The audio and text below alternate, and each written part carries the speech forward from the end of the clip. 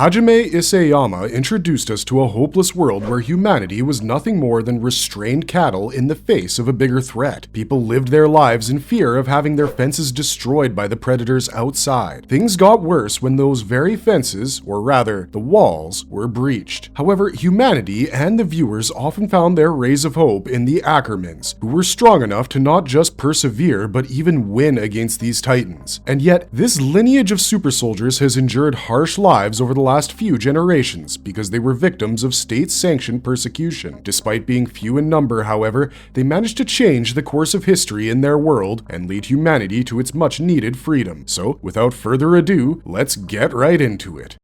The first Ackermans. We are all well aware that Eldia was once a mighty and glorious empire. It boasted its fair share of revered bloodlines, such as the royal family, or the Fritzes, and the other noble families such as the Tybers, who possessed and passed down Titan shifters. However, if fans had to pick one particular lineage they prefer over the others, their answers would not lead to any of the royals or the nobles. In the show, we witnessed the Marleyan military dabbling in Titan science to enhance the shifters, but this was something the Eldian Empire itself was engaging in since long ago. Constant experimentation with Titan science led to the accidental creation of a warrior bloodline who could access a Titan's strength within their human bodies without having to transform into behemoths, and thus the Ackerman clan was born. They had superhuman strength, speed, reflexes, durability, endurance, and the battle experience of their ancestors, but their powers generally lay dormant. They could only be awakened if an Ackerman found themselves cornered, where fighting back was their only option. This power-up is kind of like adrenaline, but far more potent and permanent. Said awakening resulted in jolts of what looked like electricity rushing within their bodies and brains, following which, not only did the Ackermans get access to their enhanced abilities, but they also acquired total control over their bodies with the knowledge of exactly what to do next. This made them nigh invincible in battle and led to the recruitment of the bloodline to work for the royal family as their bodyguards. For generations, the Ackermans have protected the Fritzes from several threats, and with Eldia being the big bad guy of yesteryears, it's not impossible to imagine the Empire having way too many enemies. They also went on to have the Great Titan War, which was another situation that would have required the royal family to employ invincible warriors for their protection. We don't know what kind of jobs the early Ackermans took upon themselves, as details pertaining to that have not been revealed by the mangaka. After Karl Fritz made his vow of peace, most members of the royal family relocated to Paradise Island, and with them, so did the Ackermans. Because Karl Fritz believed that the Eldians were beyond atoning for their sins and should instead accept death when the time came, he manipulated the memories of every resident within the walls. He used the power of the founding Titan to make the Eldians in Paradise forget about the world outside or a world beyond the walls. However, there were people who were able to resist or remain unaffected by the founding Titan's memory wiping ability. For example, the Asian clan had also moved within the walls, but since they were not descendants of founder Ymir, the founding Titan could not affect their memories. On the other hand, the Ackermans turned out to be immune to this as well, despite them being subjects of Ymir. Due to the ironically cruel nature of what Karl Fritz had laid out for his people, the Ackermans rebelled against the crown. This threw the royal family in a position where they were not only being opposed by a clan that knew their secrets, but also that clan was nearly undefeatable in battle and at the same time was immune to the founder's powers. Had Karl Fritz not made the vow of peace and taken away the royal family's complete access to Ymir's powers, the future wielders of the founding Titan may have been able to subdue the Ackermans. However, the vow prevented them from doing much beyond controlling memories and pure Titans. As a result, the crown came to fear the Ackermans. To prevent their dark secrets from being outed, a hit was put out on the Ackermans and the Asian clan, with both bloodlines revolting against the system. Ackermans were exterminated, and this state-sanctioned genocide went on for generations until very few branches of the family were left. With time, the older Ackermans stopped telling the newer generations about their bloodline or the truth of the world beyond the walls, hoping to protect them from their extermination. However, not much worked, and they had to relocate to live by the hills near the outer walls or in the underground city. Their businesses were also ruined, and the clan was reduced to poverty. It was not until Kenny Ackerman met Uri Reese that the two of them bonded, and the extermination of the clan finally came to an end. Within the show, we witnessed only 7 members of the family, with 6 of them being Ackerman by blood, and 3 of them having a great impact on the plot. To know more about the clan as a whole, check out our video on the anatomy of the Ackermans. For this video, however, we'll discuss every single Ackerman character in the show and their respective roles in the story.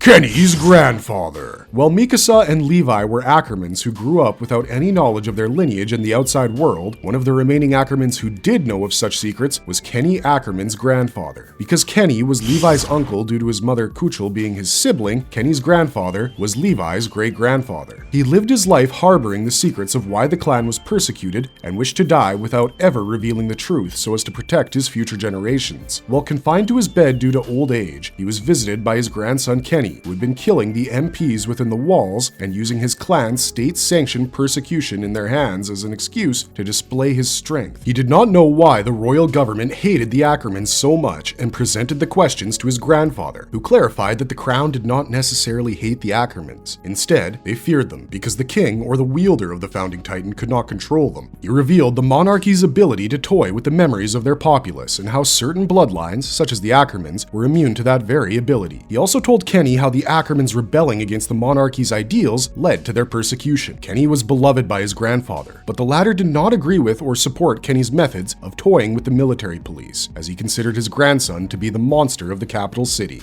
Kenny Ackerman. Hailing from the underground city, Kenny had only two primary motives throughout most of his life: to show off his strength and to acquire even greater power. He dedicated his life to this, and the persecution of his clan gave him the perfect excuse to go after the military police and kill them off. As an Ackerman, the military's strength paled in comparison to that of Kenny's, who went around slitting the throats of his hundreds of victims, earning him the title Kenny the Ripper. In short, he was a serial killer and a mass murderer who terrorized the capital city within the walls. You can guess this by how his title takes inspiration from that of Jack the Ripper's. He lacked empathy and was so ruthless that he did not hesitate to kill children in cold blood. At some point, he learned about the Rhys family being the true royal family of the walls and went after the king Uri Rhys, who held the founding titan. To his surprise, Uri, with his titan, was able to defeat Kenny in battle, that too with great ease. While Uri's brother Rod Rhys offered to shoot Kenny, Uri decided against it and bowed down in front of the mass murderer. He claimed that he understood why Kenny resented the crown, as the latter had been persecuting his people. To see a man so powerful in both strength and political position bow down to a man like him made Kenny rethink his life. The action ultimately resulted in Uri and Kenny joining hands. Uri also called for a ceasefire on the execution of the clan, and Kenny became his best friend and his bodyguard. A few years later, Kenny went back to the underground city and found out that not only was his sister Kuchel Ackerman dead, but she had left a young boy named Levi. Kenny adopted the boy and raised him to be strong in the crime and poverty-stricken part of the capital. However, he did not reveal his connection with Levi to the latter and abandoned him after Levi grew to be strong enough. He did not believe that he was fit to be a father figure to someone, and his act of abandonment led to Levi resenting him. The two went on to share a sour relationship, which became evident as they battled during the beginning of Season 3. Somewhere down the line, Kenny became part of the military brigade's 1st Interior Squad and formed his anti-personnel control squad. He started working with Rod Rhys, who wanted to retrieve the founding titan and bring it back to the royal bloodline by feeding Eren Yeager to his illegitimate daughter Historia. The events of the Uprising arc during the first part of Season 3 revolve around this to some extent, as Kenny and his squad help Rod in capturing both Eren and Historia. It is later revealed that Kenny intended to double-cross Rod and get the Titan Serum for himself. To understand his reasons better, we need to go back to the days he spent with Uri. Unlike Kenny, Uri was benevolent and almost godlike, or that is how Kenny perceived him to be. He could not fathom how someone as powerful as Uri could be that compassionate. For this reason, he wanted to see the world from Uri's eyes. We know that Uri was the way he was because he had been bent to Karl Fritz's will after he inherited the founding titan. Kenny, however, was not aware of this. Despite considering himself to be pretty powerful and being pretty cocky as a result, Kenny was no stranger to self-loathing. He was dissatisfied with how much he did not care about the lives of others. As a result, he wanted to seek a power rivaling that of Uri's to become compassionate. However, his desire to turn into a titan was not a dream that would ever come true, because Ackermans cannot turn into titans. This was not something he was properly aware of either, so he had stolen one of the vials of Titan Serum from Rod. Following the explosion caused by Rod Rhys's Titan transformation, Kenny was caught in the crossfire and barely managed to leave the underground chapel. Mortally wounded, he sat beneath a tree and was found by Levi's subordinates. On seeing Levi, Kenny finally revealed that he was Levi's uncle and handed him the serum he had stolen. After this, Kenny passed away.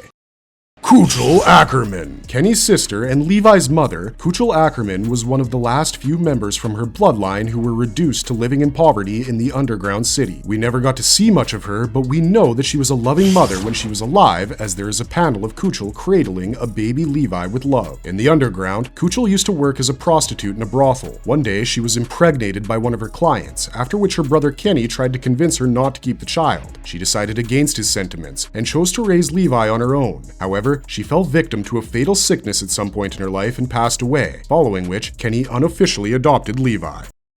Levi Ackerman. One of the most popular characters of the show, Levi Ackerman has had a tremendous impact on the story of Attack on Titan. He was introduced as humanity's strongest soldier and considered to be stronger than a brigade. In a time when humans were nothing but birds in a cage who stood little chance against Titans, Levi's greatest superficial concern was not getting his hands dirty with Titan blood while taking them out. We've already created a video on Levi's anatomy where we get into his abilities in detail, so be sure to check that out. He was born in the underground city and was discovered by Kenny as a scrawny, malnourished boy. He cared a lot for his mother and seemed to be quite moved by her death. He grew up to be strong as he learned how to wield a knife from Kenny, but was eventually abandoned. Following this, he started working as a criminal in the underground and was joined by Isabel and Furlan. When assigned to find some incriminating documents on Erwin Smith with the promise of surface residency, Levi's actions caught the attention of the Survey Corps. Eventually, Erwin Smith managed to recruit the three of them to be part of the Corps. From the get-go, it was evident that Levi was freakishly strong. However, an outside expedition led to the deaths of Furlan and Isabel, which traumatized Levi even more so. He also learned that the said incriminating documents about Erwin were fake, and in the end, began to diligently work under the commander. For the longest time, Levi's strength was humanity's only hope against the Titans. After Eren was revealed to be a Titan shifter, Levi was yet confident enough to take him down if he ever acted against the personal interests of the Survey Corps. Levi became a key figure in defeating the female Titan, albeit indirectly, following which an injury put him out of action throughout most of the second season. He returned in season 3 as Kenny's squad attacked him, and emerged victorious, despite being terribly cornered. Throughout the season, Levi mostly worked alongside Hanji and learned that he was an Ackerman because he, Kenny, and Mikasa had undergone a similar experience of awakening their powers that led to them knowing exactly what to do. He hit his peak during the return to Shiganshina arc, when he asked Erwin to give up on his dreams and die. While Erwin led a suicide charge against the Beast Titan, Levi took the opportunity to take out the Beast and almost kill him, and that was his promise to Erwin. Throughout his life, Levi had lost several of his loved ones, be it his mother, Kenny, friends, or comrades from the army. Unlike Kenny, who sought power, Levi's primary goal was to not let the deaths of his comrades go to waste. He boasted a cold exterior on the outside, but it has been said by the writer that Levi is in fact very emotional. Levi stuck to his conviction of wanting to kill the Beast Titan after the basement reveal, which exposed the truth about the outside world. He helped recover Eren following the raid on Liberio, and then confined Zeke within the Titan forest, who had begun to work alongside Eren. As Zeke attempted to escape, Levi took him down again and planted him with a thunder spear. However, Zeke caused the spear to detonate, hoping to kill Levi, which damaged half of Levi's face and he lost 2 fingers. Later, Hanji explained how he survived such a dangerous explosion despite being human because he was an Ackerman. During the Battle of Heaven and Earth, Levi finally managed to kill the Beast Titan and aided Mikasa in closing in on Eren. Unfortunately, an injury caused by a Titan led to his legs being disabled. As the battle came to a close and the rumbling ended, Levi saw his fallen comrades before him and did the dedicate your heart or Shinzo wo Sasageo salute as a tear trickled down his cheek. Throughout everything, Levi led a tragic life where he lost everyone close to him. He was the only remaining survivor from his generation, but on the bright side, he managed to keep the promise he made to Erwin and was a key figure in ending the curse of the Titans. Most watchers and readers of Attack on Titan consider Levi's arc to be one of the most satisfying and beautifully created character arcs in the story.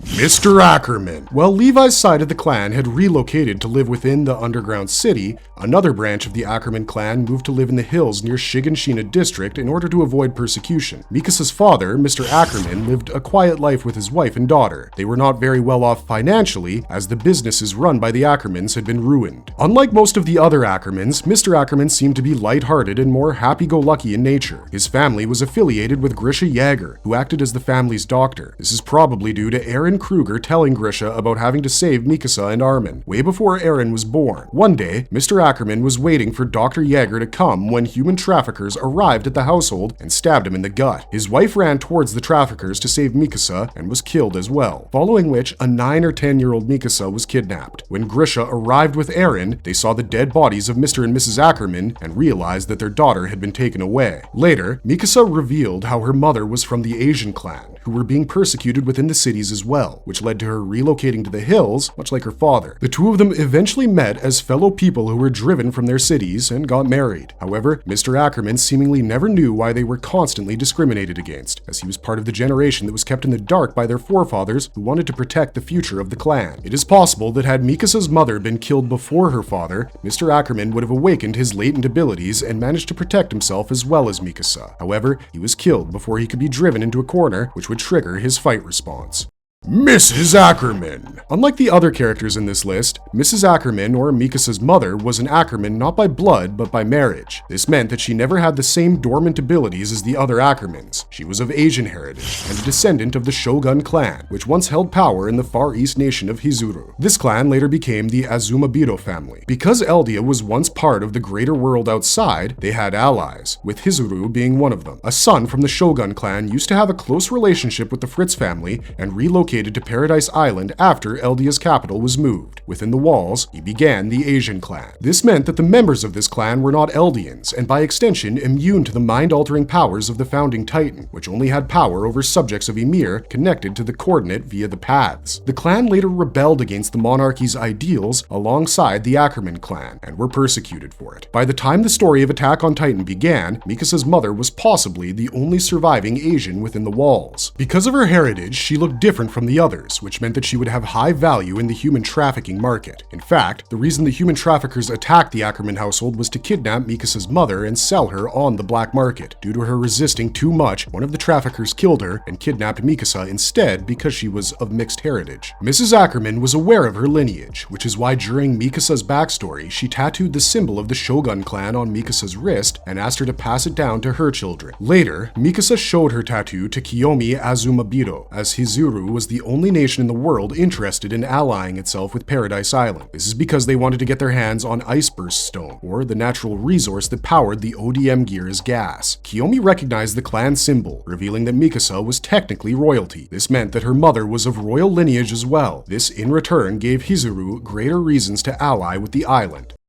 Mikasa Ackerman. Attack on Titan is as much Mikasa's story as it is Aaron's. She's the first Ackerman we know of and the only Ackerman whose awakening we witness. Following the death of her parents, a kidnapped Mikasa was saved by Aaron, who in return had been caught by the third kidnapper. This tense situation led to her awakening her latent clan abilities and killing the kidnapper who had Aaron in a chokehold. Following this, she was adopted by the Yeager family and was given a red scarf by Aaron as she was feeling cold. The red scarf had been used as a symbol for the red string of fate which tied Aaron to Mikasa. Mikasa displayed great devotion towards Aaron as he had saved her and given her something to live for when she felt like she had lost everything. From the very beginning, Mikasa proved to be much stronger than her peers and was considered to be worth 100 soldiers. She also had a cool exterior, which she developed following the death of her parents. However, she was not exempt from getting more emotional or aggressive when Aaron and occasionally Armin were concerned. Having lost everything once, she was determined to protect them. Other than that, Mikasa would often experience headaches for no reason. Throughout most of the show, Mikasa often charged ahead in battle for the sake of saving and protecting Aaron. Things began to change in season 4 when Aaron started to act of his own accord. While Mikasa still loved him, she had also begun to take a stand against Aaron's actions after his transformation in Liberio led to the deaths of children and innocent civilians. As a result, instead of allying with the Jaegerists, Mikasa stood beside the Survey Corps and then the Alliance, who went against Aaron's act of omnicide. By this time, Aaron had managed to distance himself from her by telling her that he hated her, although that wasn't true. Mikasa didn't believe it either, but she was still heartbroken. Sometime during the final battle, Mikasa realized that she had to kill Aaron, irrespective of how much she didn't want to do it. As the battle reached its peak, it was revealed that had Mikasa confessed her feelings to Aaron, he would have given up on his decision to cause the rumbling and moved to a quaint house in the hills to live out the rest of his short life with her. However, when faced with the question in Marley, Mikasa chose to tell him that she cared for him only because he was like family to her, which Aaron perceived as a rejection. As she closed in on Eren during the battle of Heaven and Earth, Mikasa's headaches got substantially worse. These headaches were a result of Eren, who kind of had access over time and space via memories and alternate realities due to possessing the Founder's powers alongside that of the Attack Titan's ability to send future memories into the past, trying to prevent her from accessing her memories from the alternate See You Later timeline where they lived together. This is because not only did Eren need Mikasa to kill him, but also Founder Ymir wanted to see what choice Mikasa would make. Like Ymir, who was in love with the tyrannical King Fritz, Mikasa was also devotedly in love with Eren. However, the difference lay in the fact that Ymir loved the king not out of her own free will, but because, as a slave, she could not think beyond serving others. She was also experiencing something akin to Stockholm Syndrome, where she fell in love with her captor and abuser. Meanwhile, Mikasa's love for Eren was pure and a result of her free will. In the final episode of Season 2, she acknowledged her feelings and thanked Eren for always being by her side, giving her purpose, and giving her something to live for by gifting her the red scarf. In return, Eren promised to wrap the scarf around her forever, which implied that her love for Eren was not one-sided. While Ymir couldn't choose against her love even when she wanted to, Mikasa managed to choose against it when there was nothing she wanted less. In the end, Mikasa broke into the mouth of Eren's founding titan as she recovered her memories from the alternate timeline and sliced Eren's nape before kissing him. Eren's wish was for his friends and Mikasa to die of old age after living long, peaceful lives, and that is how Mikasa met her demise many years later. Attack on Titan's story begins where it ends, as it starts with Mikasa looking at Eren while he's asleep and dreams of her telling him, "See you later, Eren." The story ends with Mikasa seeing the other timeline where Eren is on the verge of death due to the 13-year Titan curse catching up to him. As he sits down on a bench near their house, Mikasa utters the same phrase to him, as she says, "See you later, Eren." This reveals that the long dream Eren had been having in the pilot episode that led to him waking up in tears was that of his death from the curse in the other timeline.